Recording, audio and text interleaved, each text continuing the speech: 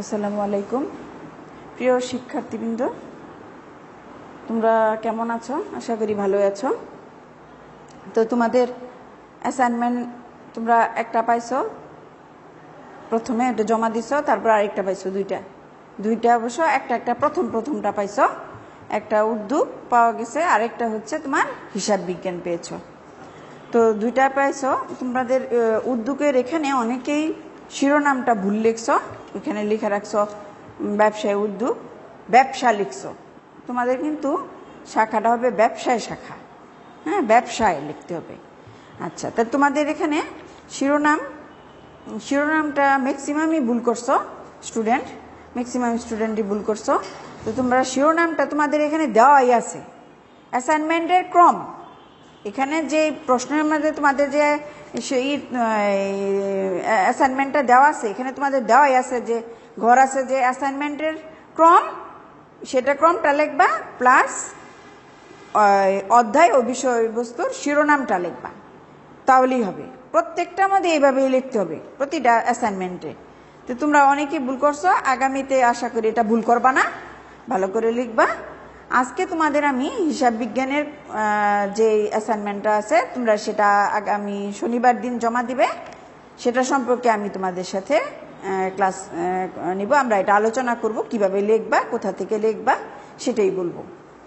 তো আশা করি তোমরা বুঝতে পারবে। এখানে দেখো বলা আছে যে বলছে যে কোভিড-19 পরিস্থিতিতে 2020 শিক্ষাবর্ষের পুনর্বিন্যাসকৃত পাঠ্যসূচির ভিত্তিতে অ্যাসাইনমেন্ট, নির্ধারিত কাজ ও মূল্যায়নের নির্দেশনা। বিষয়টা হচ্ছে হিসাব বিজ্ঞান। তো শ্রেণী হচ্ছে নবম।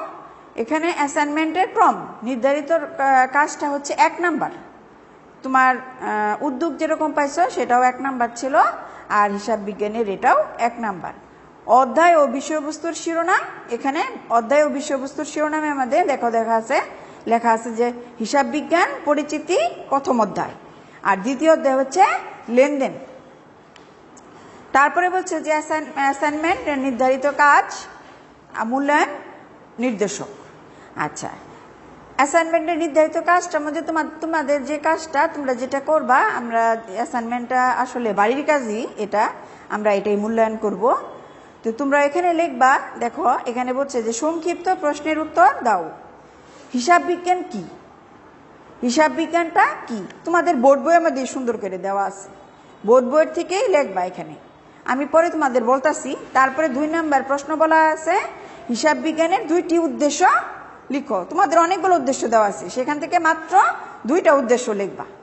তারপরে 3 নাম্বার বলছে যে ব্যবসা প্রতিষ্ঠানের হিসাব বিজ্ঞানের গুরুত্ব ব্যাখ্যা করো। ব্যবসা প্রতিষ্ঠানের ক্ষেত্রে হিসাব বিজ্ঞানের গুরুত্ব কি, উদ্দেশ্য কি, ভূমিকা কি, প্রয়োজনীয়তা কি, সেটা গুরুত্বটা সুন্দর করে লিখবা, তোমার বোর্ড বইয়ের মধ্যে দেওয়া আছে। তারপরে তোমার দেওয়া আছে যে হিসাব তথ্যের অভ্যন্তরীণ ও বাহ্যিক, অভ্যন্তরীণ ব্যবহারকারী কারা আর বাহ্যিক ব্যবহারকারী কারা, এটার একটা তালিকা প্রস্তুত করো।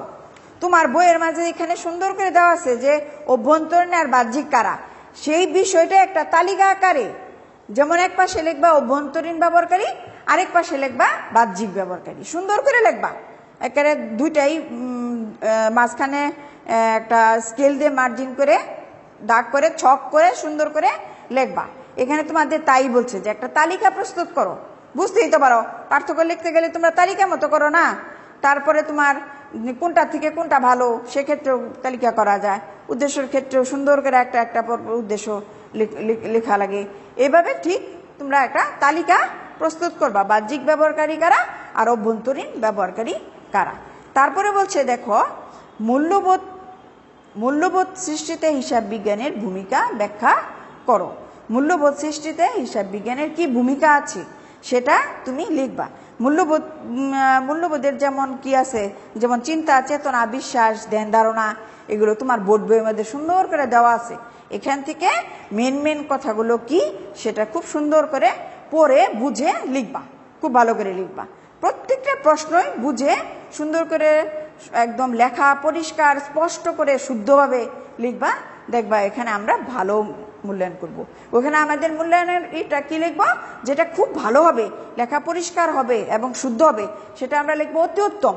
আর যেটা একটু তার চেয়ে একটু কম হবে সেটা লিখবো উত্তম, তার চেয়ে যেটা আবার একটু কম হবে সেটা লিখবো ভালো, তারপরে আবার লিখবো যেটা ভালো হয় নাই বা প্রশ্নের সাথে কোনো তোমার মিল নেই বা উত্তর হয় নাই, বইয়ের থেকে যে প্রশ্ন করা হয়েছে সেটা লেখো নাই, সেটার উত্তরটা সঠিক হয় নাই, সেটার ক্ষেত্রে আমরা লিখবো যে অগ্রগতির প্রয়োজন।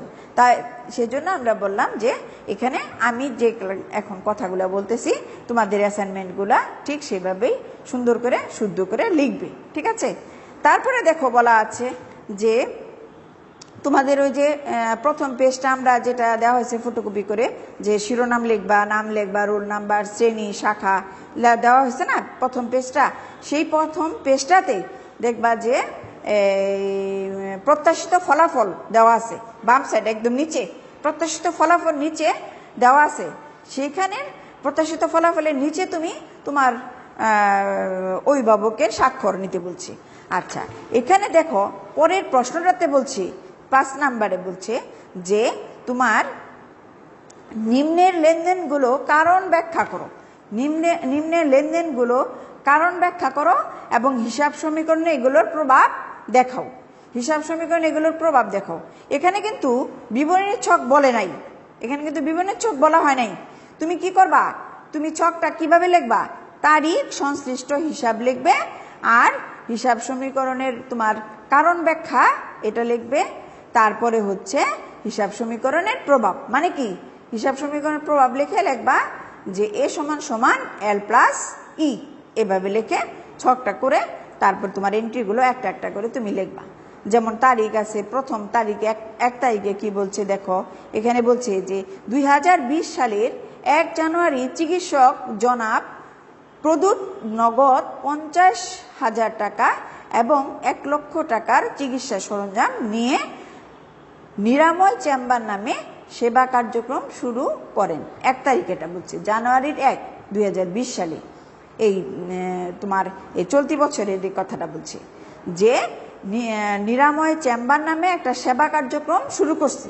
তাহলে আমরা অবশ্যই জানি যদি কোনো টাকা ইনভেস্ট করে, বিনিয়োগ করে, সেটার জাবেদা জার্নাল এন্ট্রিটা কি হবে সেটা তোমরাও জানো। আমি যেমন বলতেছি দেখো 1 তারিখে এটা হবে যে নগদান হিসাব, তারপরে চিকিৎসা সরঞ্জাম হিসাব টু ওদের টোটাল টাকাটা হলো মূলধন হিসাব।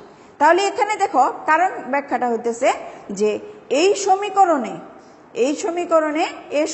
এ প্লাস ই এর ক্ষেত্রে দেখা যাইতেছে যে এ বৃদ্ধি পেয়েছে, সম্পদ, এ মানে সম্পদ, অ্যাসেটস, নগদ মানে কি সম্পদ, আর সরঞ্জামটা চিকিৎসা সরঞ্জাম এটাও তোমার সম্পদ।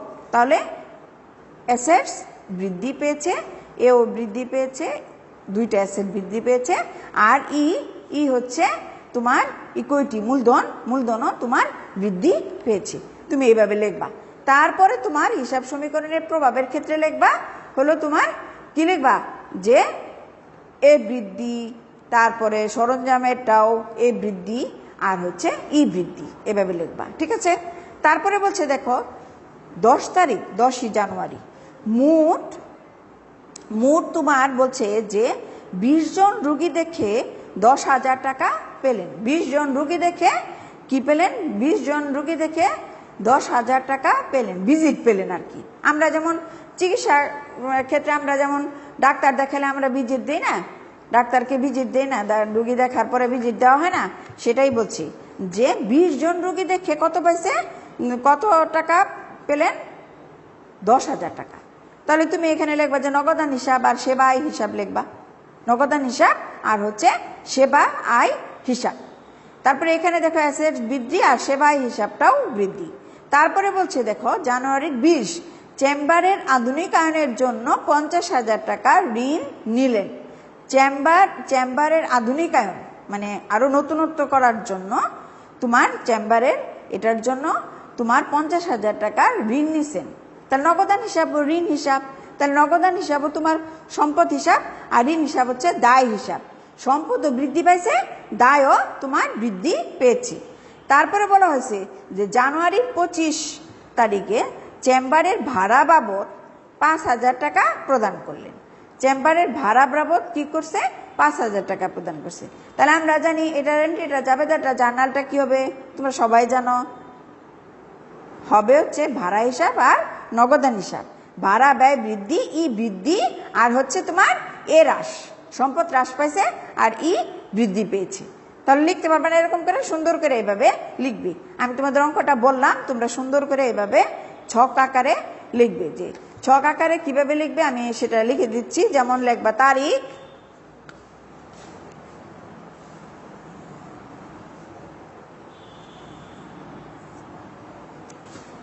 আচ্ছা এখানে তারিখ, তারপরে হচ্ছে তোমার সংশ্লিষ্ট হিসাব, তারপরে হচ্ছে তোমার কারণ ব্যাখ্যা, আর হচ্ছে হিসাব সমীকরণের প্রভাব। তাহলে এখানে লিখবা তারিখ, তারপরে হলো তোমার সংশ্লিষ্ট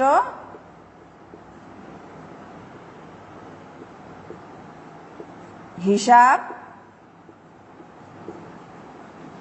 তারপরে কারণ ব্যাখ্যা, তারপরে হচ্ছে তোমার হিসাব সমীকরণের প্রভাব। প্রভাব মানে কোনটা? এ সমান সমান এল প্লাস ই। ঠিক আছে, ধরো মনে করো আমি একটা উদাহরণ বললাম, তোমাদের এই অঙ্কটারই উদাহরণ বললাম না, আমি একটা বললাম যে 50,000 টাকা বা 1 লক্ষ টাকা নিয়ে কারবার শুরু করলো বা ব্যবসা আরম্ভ করলো, এরকম একটা সাপোজ মনে করো 1 তারিখ জানুয়ারির 1। তাহলে দেখো এখানে লিখবো যে 2020 জানুয়ারি 1। এখানে কি লিখবো? যে নগদান হিসাব আর হচ্ছে মূলধন হিসাব। তাহলে কি এখানে এ ও ই সমীকরণে এ ও ই উপাদান কি হয়েছে? বৃদ্ধি পেয়েছে। তাহলে এখানে আমরা হিসাব সমীকরণের প্রভাবটাতে কি লিখবো? এ বৃদ্ধি, ই বৃদ্ধি, এ ও বৃদ্ধি, ইও বৃদ্ধি। ঠিক এইভাবে তোমরা অঙ্কটা তোমরা সুন্দর করে লিখবা। ঠিক আছে?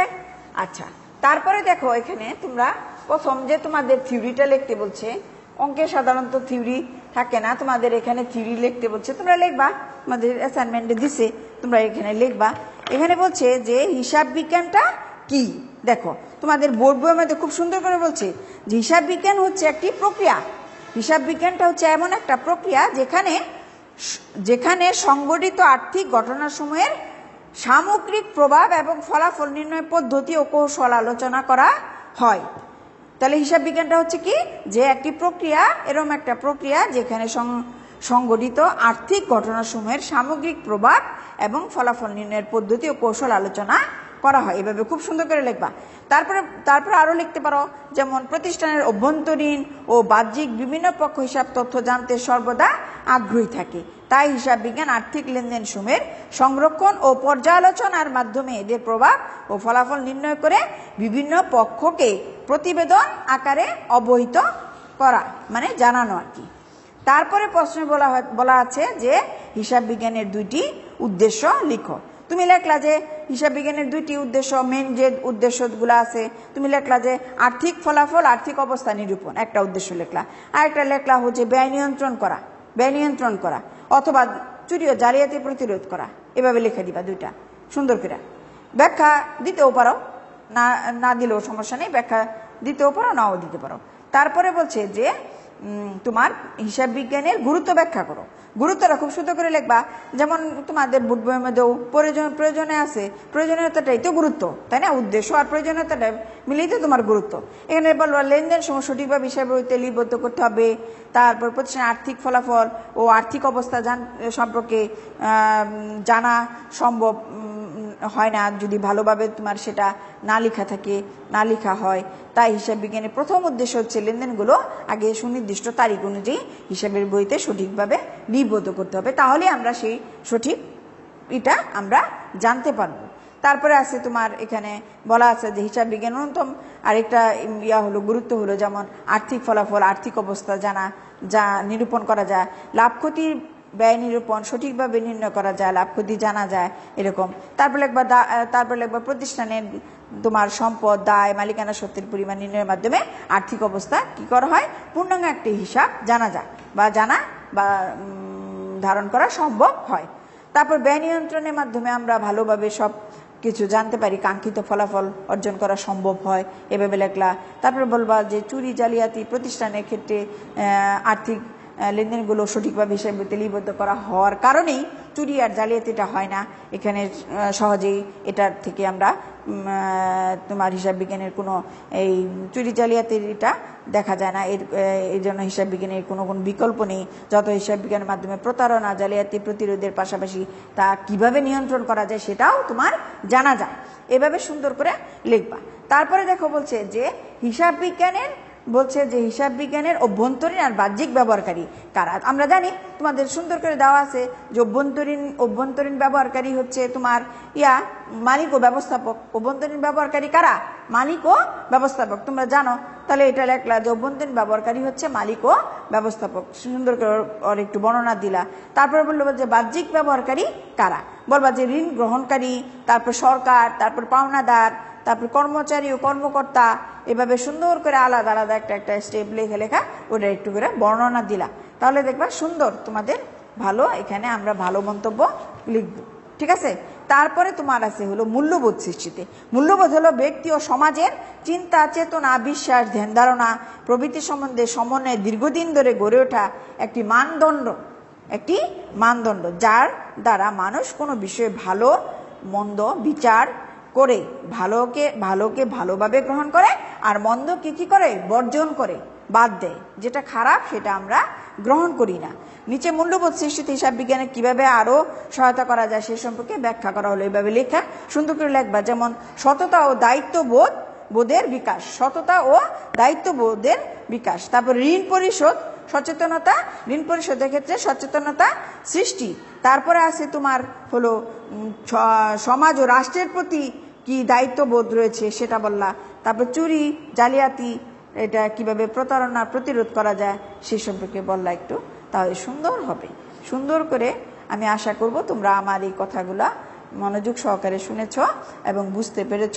আশা করি খুব ভালোভাবে এই দ্বিতীয় বলতে তোমার যে উদ্যোগের পরে যে অ্যাসাইনমেন্টটা নিয়েছ সেটা খুব সুন্দর করে, ভালো করে, শুদ্ধ করে এবং শিরোনামে এবার সুন্দর করে খেয়াল করে শুদ্ধভাবে লিখে পরিষ্কার পরিচ্ছন্ন করে খাতার মধ্যে লিখে সুন্দর করে জমা দিবে। আমি এটাই প্রত্যাশা করব তোমাদের কাছ থেকে, যে তোমরা ভালো থাকো, সুস্থ থাকো এবং আমাদের এই অ্যাসাইনমেন্টগুলো প্রতিটা সাবজেক্টের অ্যাসাইনমেন্টগুলো খুব ভালোভাবে লিখে নিজের মতো করে লিখে, কেউ কারোটা না দেখে নিজে নিজে লিখে সবাই ভালো করে জমা দিবে, এটা আশা রেখে আমি তোমাদের আজকের এখানে ক্লাস শেষ করছি। খুদা হাফেজ, সুস্থ থাকো, ভালো থাকো, আল্লাহ হাফেজ, থ্যাংক ইউ।